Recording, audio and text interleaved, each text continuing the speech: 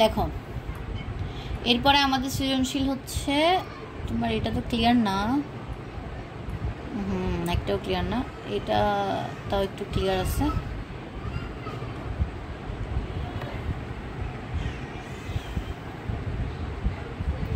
আচ্ছা দেখো এখানে বলছে সামিহার নিকট একটি দণ্ড চুম্বক আছে, সে ঘর্ষণ প্রক্রিয়ায় একটি চুম্বক এবং বৈদ্যুতিক পদ্ধতিতে আরেকটি চুম্বক তৈরি করলো, অর্থাৎ দুইটা চুম্বক সে তৈরি করলো। বলছে এবার চুম্বক পদার্থ কাকে বলে, এটা একটু আগেও বলছি না এটা পড়তে, এটা তাহলে কি অনেক জায়গায় দেখতেছি, এটা ইম্পর্টেন্ট আছে। এরপর দেখো এই যে এটার কথা বলতেছো তো, পৃথিবী একটি বিরাট চুম্বক, এটা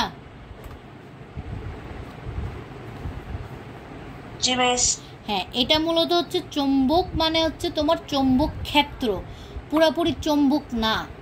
হ্যাঁ এটা পুরোপুরি চুম্বক না, এটা হচ্ছে চুম্বক ক্ষেত্র। মানে কি ওরা বলতে চাচ্ছে পৃথিবী একটা বিরাট চুম্বক, এটার মানে হচ্ছে এই যে দেখো এটা ওরা কিন্তু নির্দিষ্টভাবে বলে নাই পৃথিবী চুম্বক, এই যে দেখো এই লেখাটাতেই বোঝা যাও যে পৃথিবী চুম্বক না, চুম্বকের মতো আচরণ করে, বুঝছো?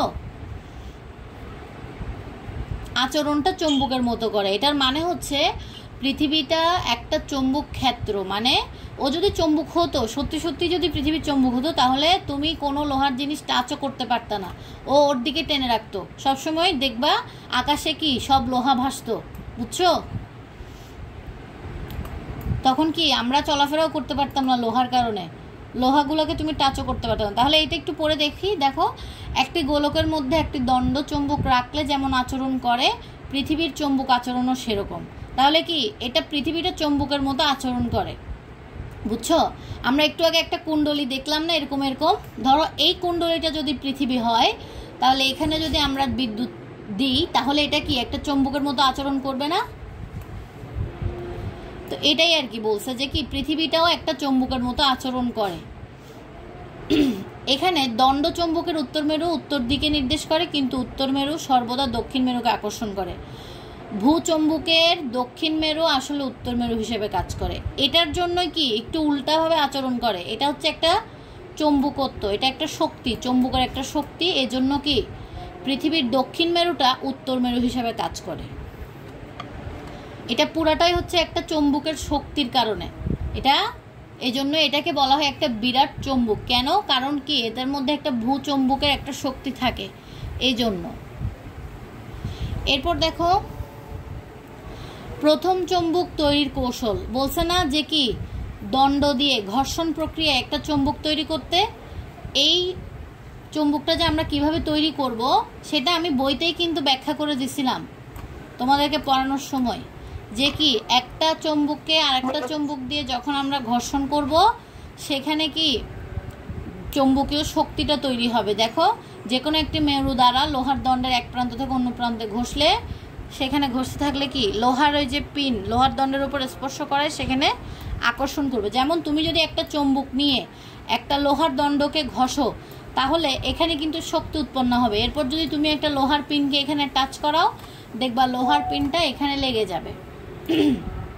বুঝা গেছে? অর্থাৎ তুমি একটা চুম্বককে ঘষে একটা লোহাকেও চুম্বকের মতো আচরণ করাতে পারবে। এরপর দেখো দ্বিতীয় প্রকারের চুম্বকটি শক্তিশালী হলেও ক্ষণস্থায়ী। ক্ষণস্থায়ী মানে কি ওই যে আমরা বলছিলাম না, একটা কুণ্ডলীর মধ্য দিয়ে তুমি যতক্ষণ পর্যন্ত বিদ্যুৎ দিবা, শুধুমাত্র সেটা ততক্ষণ পর্যন্ত চুম্বকের মতো আচরণ করবে। এই যে সেম পদ্ধতিটাও এখানে তুমি লিখতে পারবা, বুঝছো? ওই যে তুমি আপন আমাকে যেই প্রশ্নটা দিছিল ওইটার উত্তর এই প্রশ্নটা পড়লেই কিন্তু হয়ে যাবে। এই সেম প্রশ্ন, উত্তরও সেম। এই যে দেখো এটাও একটা কুণ্ডলী, এটার মধ্য দিয়ে যখন আমি একটা ব্যাটারি অ্যাড করে দেব, তখন এখান দিয়ে বিদ্যুৎ যাবে। ক্ষণস্থায়ী মানে কি? ক্ষণস্থায়ী হচ্ছে কিছুক্ষণের জন্য। তাহলে তুমি যতক্ষণ বিদ্যুৎ দিবা, শুধুমাত্র ততক্ষণ এটা কিসের মতো আচরণ করবে? চুম্বকের মতো আচরণ করবে, বুঝছো? আচ্ছা এরপরে এটাই আছে, মূলত এটাই আবার পাঠাইছো।